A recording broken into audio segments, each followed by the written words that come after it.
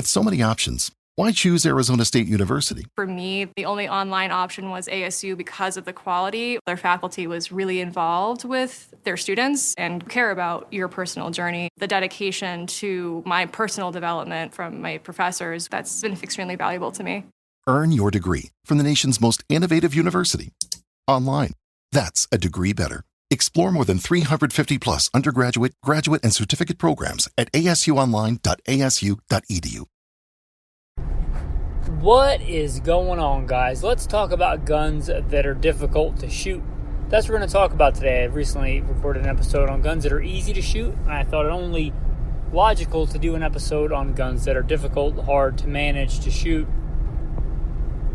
to train with. That's what we're going to talk about today on Gunfighter Life, the podcast where we talk about guns, gunfighting, tactics, ballistics, the right way, with God at the center, Judeo-Christian values, and real-world first-hand experience. That experience will be in the show notes. Let's get into the episode. First off, let me just start off by making a bunch of people upset and talking about some of the guns people carry every day. And the two main categories of these are going to be, well, I guess three actually. The little pocket 380s. These things are better than no gun. And that's about the only redeeming quality I can say about little baby pocket 380s, like a Glock 42, like a Smith & Wesson Bodyguard, things like that. One, they're in 380, so the ammunition is more expensive and less powerful than 9mm, making it less affordable and I would say more difficult to train with. Number two, they don't have very good ergonomics because you generally can't get a full fighting grip on the handgun. Handguns are inherently hard to shoot anyway compared to rifles and shotguns and things. They're already limited in their power and their scope and their ability to get hits on target at various ranges and get multiple hits on target quickly. They're already limited in all that area and terminal performance. The little pocket 380s are even worse. They are very small. They are, again, hard to get a full grip on. They are generally harder to aim. Even if they have good, removable sights, even if they have better sights, the sight radius is going to be way closer together, which is going to make it harder to shoot accurately at speed. Not to mention the recoil. Now, recoil, the round itself is not a heavy recoiling round if you put it in a medium-sized gun or larger. But when you put it on a little, baby 380 that may weigh, 10 to 13 ounces, 14 ounces, yeah, they can have some significant recoil and they can be snappy. And you're having all that recoil generally go into a fairly narrow part of your hand, a very limited and narrow part of your hand. So those little pocket 380s, again, hard to shoot, hard to aim accurately at speed. Yeah, you can do cool things with them, but compare that to a fighting size combat handgun, and it's anemic and hard to shoot. So all those little pocket 380s, I'm going to put in that category. Also, the so hot right now, micro 9s. You might say this one's better than this one, or the 365 is so much better than the Glock 43. I probably agree with you there, but are you just, comparing two turds to each other? Which one smells less bad, right?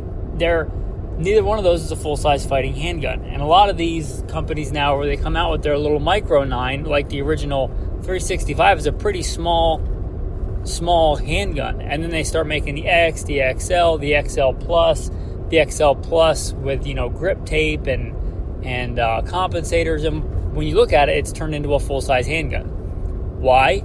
Because full-size handguns are easier to shoot. Any of these little micro 9s, again, some may be less smelly than others, but they all stink compared to a full-size fighting handgun. So the little micro 9s, I'll be happy when that craze starts to die out. I get why they exist.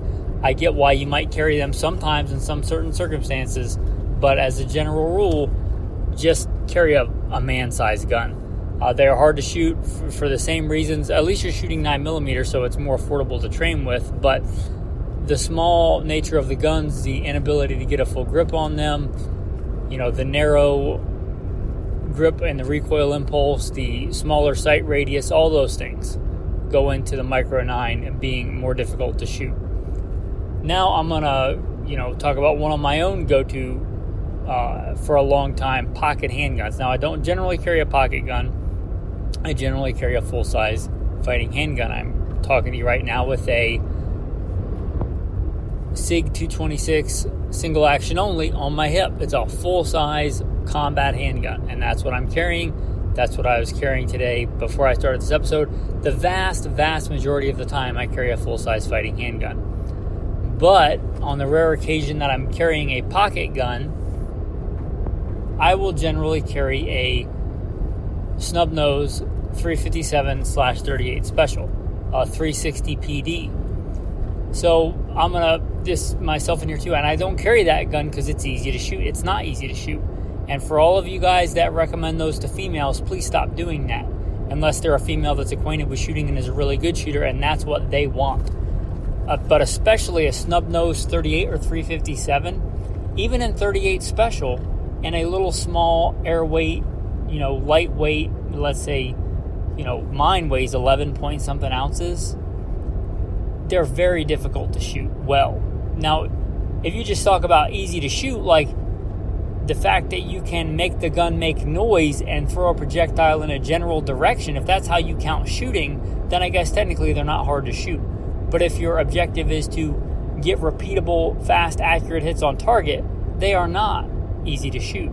They're an expert's gun, especially, like a snub nose 38 double action only.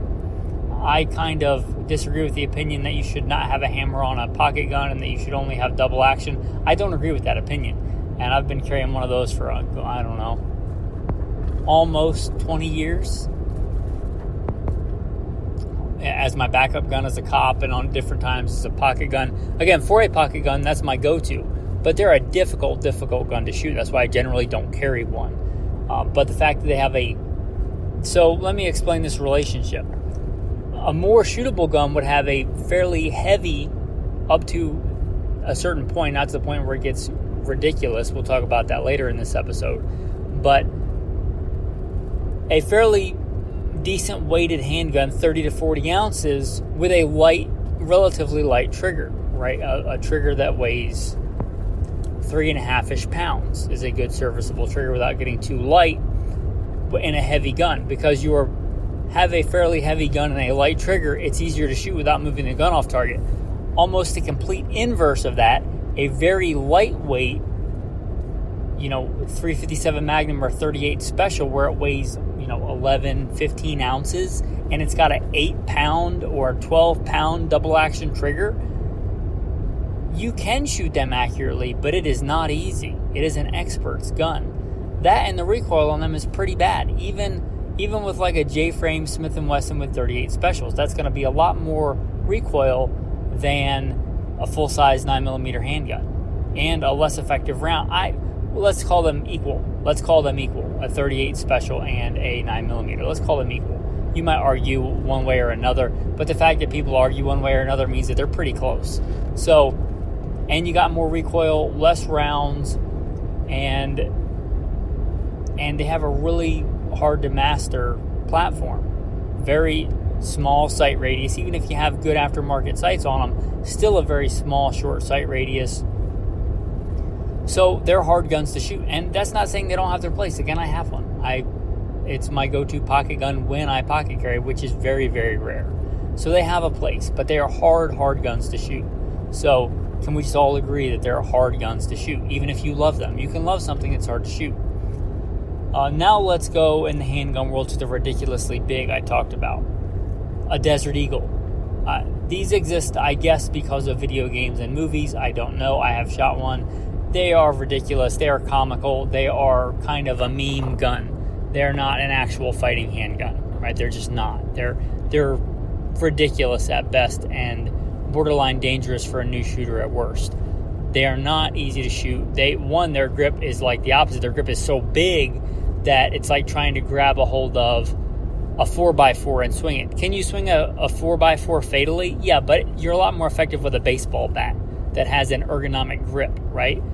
Could a 4x4 work in a pinch? Sure, but a baseball bat is better because it has a grip made for your hands.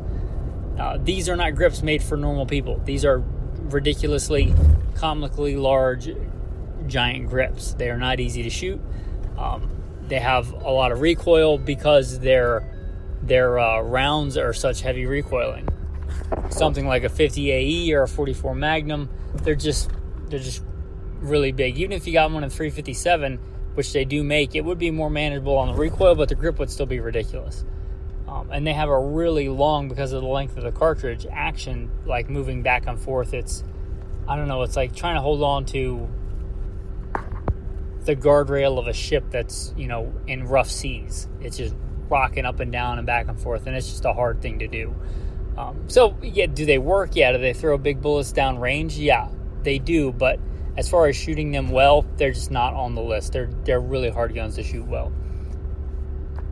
The other one I would throw in there would be like the Smith & Wesson X-frames, the 460, the 500 Smith & Wessons.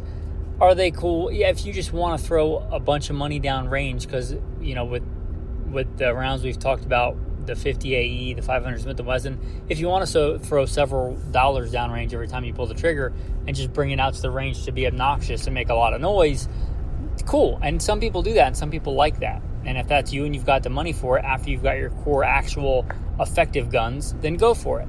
But they are hard guns to shoot. One, because they are so heavy. Remember I said like a good fighting handgun, and you see this theme over and over again, whether it's a Beretta 92 or a SIG 226 or, a Glock 17 or, an M17, take your pick. 25 to 40-ish ounces is a pretty good range for a fighting handgun. But these guns are ridiculous. They're like crew serve weapons. They make a Mark 23 look svelte and small and handy, So these kind of guns are just too big to be practical. They're not practical handguns. They're not easy to shoot, in my opinion. They can be very, very mechanically accurate, but try doing a double tap on steel with a 500 Smith & Wesson. Or try doing target transitions like nobody shows up to a steel challenge match with a 500 Smith & Wesson. They're hard guns to shoot well. And not that they're not good guns, not that they're not well-made guns, and not that they don't have their place. If you are just into the biggest bore handgun hunting handguns ever, you can shoot one if you want, and they'll do the job. But so I would say would be a more, manageable gun to shoot, something like a Ruger Red Hawk in 44 Magnum. Kill anything in North America. And it's a decent weight, decent size handgun. So these guns, these big, crazy large X-frames and things, not that they're not good guns, but they're hard guns to shoot. They're not a gun for a beginner. So I think that goes on the list. The next one, another one of people's favorites, a lightweight mountain weight type rifle, let's say 6 to 7 pounds or lighter, in 300 Win Mag or something even worse. These guns are not easy guns to shoot. Their recoil is ridiculous. A 300 Win Mag can have manageable recoil, but in a much heavier gun. So I think that a lot of people will get a rifle and they'll shoot it once or twice to sight it in, and that's it, and they hope that they hit a deer with it. I'm not that guy. I'm not telling you to do that. I'm telling you, if you're going to go with a manageable size gun, 6-7 pounds, get one in a more manageable caliber, 30-06, 308, something, not as big as 300 Win Mag or bigger. If you're going to go with 300 Win Mag, get it in a big, heavy gun and do it for logical reasons, not because you think it's going to be more deadly on deer or elk. So that's my thought. And they can be shot, and some people do shoot them really well. But again, I think that's more of an expert's gun, a lightweight rifle and a 300 Win Mag. I would not recommend that for a beginner. I would not say they're easy guns to shoot. There are techniques and things you can do to mitigate that recoil in a heavy recoiling gun and a lightweight rifle and a heavy recoiling cartridges. There's certainly things that you can do to make that easier on yourself.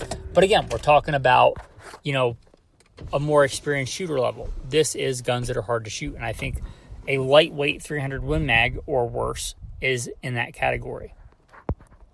The next one I'll talk about, and I think this will wrap it up, will be a 12 gauge, 3.5 inch Magnum or a 10 gauge.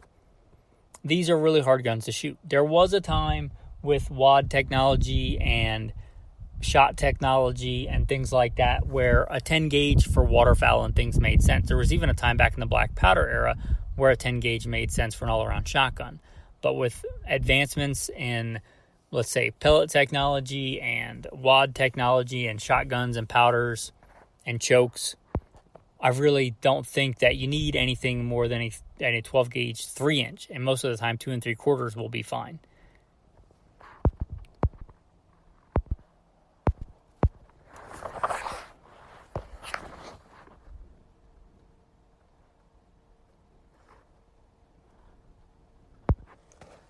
Thanks for listening, and have a blessed day.